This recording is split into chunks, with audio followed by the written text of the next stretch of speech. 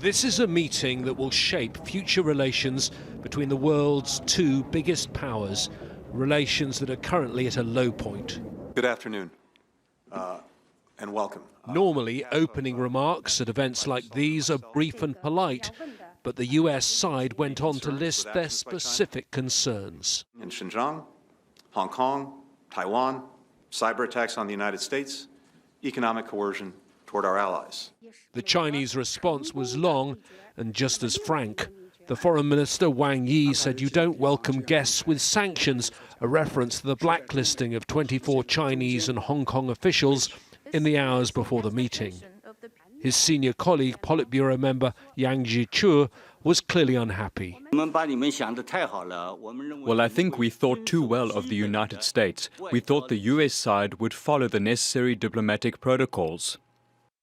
He went on to complain about regime change in the Middle East and the US's own human rights record. The challenges facing the US in human rights are deep-seated.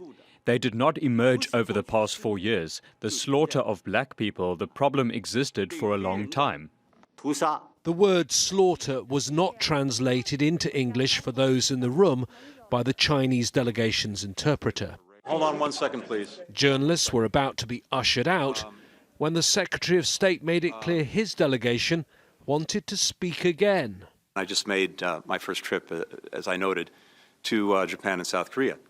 I have to tell you, what I'm hearing is very different from what you described. I'm hearing deep satisfaction that the United States is back, that we're re-engaged with our allies and partners.